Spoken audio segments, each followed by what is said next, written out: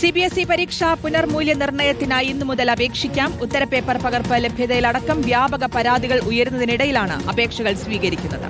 സൈറ്റുകളിലെ തകരാറുകൾ പരിഹരിക്കുന്നതിന് വേണ്ടി CBSEയെ സഹായിക്കാൻ കേന്ദ്ര വിദ്യാഭ്യാസ മന്ത്രാലയം പ്രത്യേക സംഘത്തെ നിയോഗിച്ചിട്ടുണ്ട്. ഉത്തരപേപ്പറുകളുടെ പകർപ്പ് സുതാര്യമല്ലെന്നും ലഭിച്ച പേപ്പറുകൾ വ്യക്തമല്ലെന്നുമാണ് വിദ്യാർത്ഥികളുടെ പരാതി. നോബിൾ മാരിക്കാരൻ ചേരുന്നു. നോബിൾ, ഇന്നു മുതൽ അപേക്ഷിക്കാമെന്ന് പറയുന്നു. സൈറ്റിലുള്ള പ്രശ്നങ്ങളൊക്കെ പരിഹരിച്ചു. ഇന്നലെ വൈകിട്ട് വരെ വിദ്യാർത്ഥികൾ നോക്കുമ്പോൾ സൈറ്റിൽ ഗുരുതരമായ പ്രശ്നങ്ങൾ ഉണ്ടായിരുന്നു. വിദ്യാർത്ഥികൾ വലിയ ആശങ്കയിലാണ്. പ്രത്യേകിച്ച് ഈ തീയതി അത് നീട്ടി നൽകിയിട്ടുമില്ലാത്ത സാഹചര്യത്തിൽ എന്താണ് ഇനിയിപ്പോൾ കേന്ദ്രത്തിന്റെ CBSEയുടെ തീരുമാനം?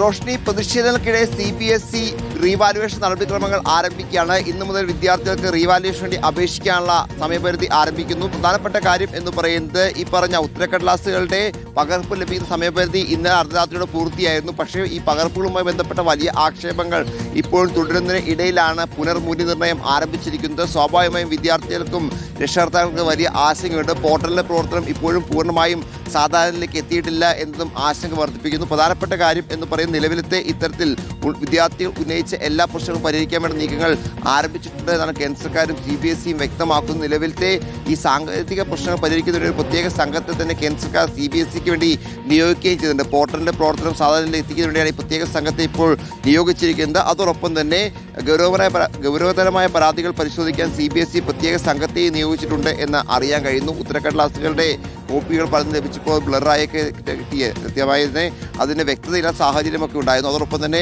ഈ പറഞ്ഞ ഉത്തരക്കടലാസുകൾ മാറിപ്പോയി എന്നടക്കമുള്ള ചില പരാതികളുമുണ്ട്. ഇത് കൃത്യമായി തന്നെ പരിശോധിച്ച് വരികയാണ് എന്നാണ് ഇപ്പോൾ വ്യക്തമാകുന്നത്. വിദ്യാർത്ഥികൾ വ്യക്തമായ മറുപടി നൽകാത്ത വിദ്യാഭ്യാസ മന്ത്രിയും CBSEയൊക്കെ രാജിവെക്കണം എന്നാണ് കോൺഗ്രസ് അടക്കമുള്ള പ്രതിപക്ഷ കക്ഷികളുടെയും ആവശ്യം. എന്താണെങ്കിലും CBSEയുടെ റീവാലുവേഷനുമായി ബന്ധപ്പെട്ട കഴിഞ്ഞ ദിവസങ്ങളുണ്ടായ വിവാദങ്ങൾ ഇപ്പോഴും തുടരുന്നതിനിടയിലാണ് ഇപ്പോൾ റീവാലുവേഷൻ്റെ അപേക്ഷകൾ സ്വീകരിച്ചു തുടങ്ങിയത്. ഇനിയിപ്പോൾ റീവാലുവേഷൻ നടപടികൾ ഉടൻ തന്നെ ആരംഭിക്കുകയും ചെയ്യും. നിലവിലത്തെ പ്രതിസന്ധികൾ വിദ്യാർത്ഥികളിൽ ആശങ്ക ഉണ്ടാക്കേണ്ട ആശങ്ക ഇപ്പോഴും തുടരുകയും ചെയ്യുകയാണ്.